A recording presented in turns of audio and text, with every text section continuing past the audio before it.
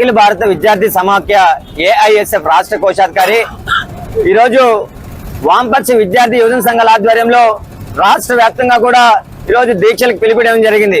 ముఖ్య ఉద్దేశం ఏమంటే ఈరోజు విశాఖ నగరంలో ఉన్నటువంటి ఆంధ్ర రాష్ట్రంలో ఉన్నటువంటి ఏకైక ప్రభుత్వ రంగ సంస్థలో కొనసాగుతున్నటువంటి అతిపెద్ద ఉక్కు కర్మాగారాన్ని అదే పద్ధతిలో ఈరోజు అప్పుడు కోవిడ్ సిచ్యువేషన్ లో అన్ని మన రాష్ట్రంలోనే కాకుండా పక్క రాష్ట్రాలకు పక్క దేశాలకు కూడా అక్కడ నుంచి తయారు చేసినటువంటి ఆక్సిజన్ కూడా ఒక్కరికి సెండ్ చేసినటువంటి చరిత్ర మన విశాఖ ఉక్కు ఫ్యాక్టరీకి ఉంది. కానీ ఈ రోజుల్లో చూస్తుంటే అలాంటి ఉక్కు కర్మాగారాన్ని ఈరోజు ప్రైవేటీకరణ చేస్తున్నారు.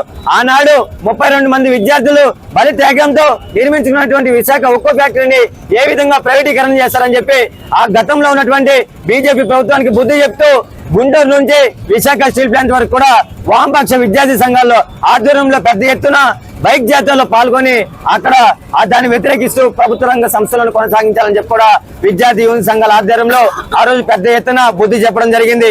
కొంతవరకు సైలెంట్ గా ఉన్నారు. మళ్ళా ఇప్పుడు ఈరోజు కోస్కామ్ కంపెనీకి టాటా అంబానీ అదానీ అంబానీలకు ఈరోజు ఎవరైతే ఉన్నారో పెద్దవారు వారికి ఈరోజు బీజేపీలో ఉన్నటువంటి పీఎం గారు నరేంద్ర మోడీ గారు వాళ్ళు కొమ్ము కాస్తున్నారు.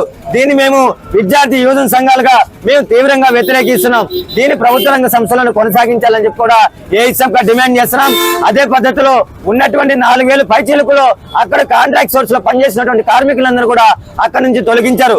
ఈ రోజు పేద మధ్య తరగతి విద్యార్థులు కావచ్చు వారికి విద్యను దూరం చేస్తున్నారు.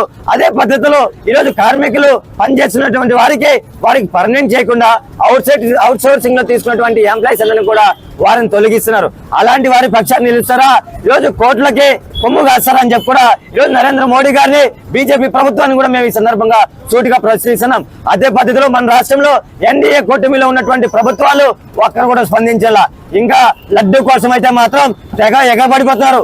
మీకు లడ్డు పైన శ్రద్ధ పవన్ కళ్యాణ్ గారికి కావచ్చు, టీడీపీ నాయకులు చంద్రబాబు నాయుడు గారికి కావచ్చు, లోకేష్ గారు కావచ్చు, ఎవరైనా ప్రజా ప్రతినిధులు ఓట్ల కోసం వస్తున్నారు. కానీ ఈరోజు మన రాష్ట్రంలో ఏమున్నాయి, ఎవరికి ఏం అందుతున్నాయి, ఏ పద్ధతిలో కేంద్ర ప్రభుత్వం దూరం చేసిన దాని గురించి ఆలోచన చేయరా అని చెప్పి కూడా ఎన్డీ గవర్నమెంట్ ని మేము ఏఐఎస్ఎఫ్ గా విద్యార్థుల పక్షాన మన రాష్ట్రంలో ఉన్నటువంటి కార్మికుల పక్షానగా మేము సూటిగా అడుగుతున్నాం. కాబట్టి వెంటనే స్పందించాలి.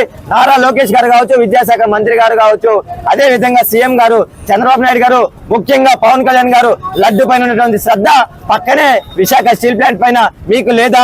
మీకు ఒక డిప్యూటీ సీఎం గా ఉన్నారు, మీకు బాధ్యత లేదా అని చెప్పి సందర్భంగా మేము అడుగుతున్నాం. అప్పుడేమో ప్రతిపక్షంలో ఉన్నప్పుడు ఎలక్షన్ ముందు ఒక మాట చెప్పారు పవన్ కళ్యాణ్ గారు, మేము వస్తాము, మేము చేస్తాము, ఈ స్టీల్ ప్లాంట్ ప్రభుత్వ రంగ సంస్థలను కొనసాగిస్తామని చెప్పినటువంటి పవన్ కళ్యాణ్ గారు మాటలు ఏమైపోయని చెప్పి ఈ సందర్భంగా మేము అడుగుతున్నాం. కావున వెంటనే స్పష్టత ఉండాలి. మీరు ఒక నిర్ణయం తీసుకొని మీరు బీజేపీలో కూటమిలో ఉన్నారు కాబట్టి నోరు తెలపలేరా, లేకపోతే మీకు ఏమైనా భయమా అని చెప్పి ఈ సందర్భంగా మేము అడుగుతున్నాం. కాబట్టి కేంద్ర ప్రభుత్వం పక్షాన్ని నిలుస్తారా, లేకపోతే ఆంధ్ర రాష్ట్రంలో ఉన్నటువంటి ఆంధ్ర హక్కు విశాఖ ఉక్కు అని చెప్పి ఏ నినాదంతో అయితే ముందుకు వెళ్తున్నారో వారి పక్షాన్ని నిలిచి న్యాయ పోరాటంలో మీరు కూడా భాగ్యస్వామ్యం అవుతారా, లేకపోతే బీజేపీతో వాళ్ళ యొక్క హిందూ ధర్మశాస్త్రంతో ఏదైతే ముందుకు వెళ్తున్నారో వాళ్ళు కూటమిలో పడిపోయేసి వాళ్ళు ముసుగులో పడిపోయి వాళ్ళ ఆలోచన విధానంలోకి వెళ్ళిపోయి లడ్డు కోసం పోరాటం చేస్తున్నారు. కొంతైనా సిగ్గుండాలి. అన్ని మతాలకు ఒక్కటే, నేను మతం చూడను కులం చూడడం అని అన్నారు. కానీ ఈ రోజు మత వైపు మత సామ్రాజ్యం వైపు నడుస్తున్నారు. ఇది సరైన పద్ధతి కాదు.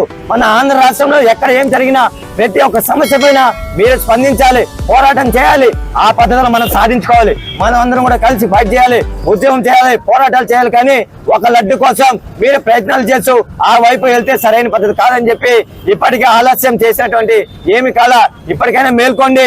విశాఖ ఉక్కు ఆంధ్ర హక్కు మనం అందరూ కలిసి పోరాడదాం. మీకు చేత కాకపోతే కేంద్ర ప్రభుత్వాన్ని అడగడానికి ఈరోజు వామపక్ష విద్యార్థి సంఘాలు ఏఐఎస్ఎఫ్ కావచ్చు, ఎస్ఎఫ్ఐ కావచ్చు, ఇలాంటి విద్యార్థి సంఘాలు మేము దేనికైనా సిద్ధం. మీరు నిల్చోండి, మేము నిల్చుంటాం, మేము పోరాడతాం.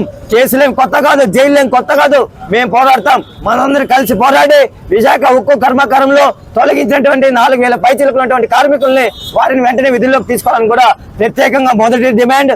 అదే విధంగా రెండో డిమాండ్, విశాఖ ఉక్కుని ప్రభుత్వ రంగ సంస్థలను కొనసాగించేంత వరకు కూడా మేము ఈ పోరాటాన్ని కొనసాగిస్తామని చెప్పి ఈ సందర్భంగా తెలియజేస్తాం.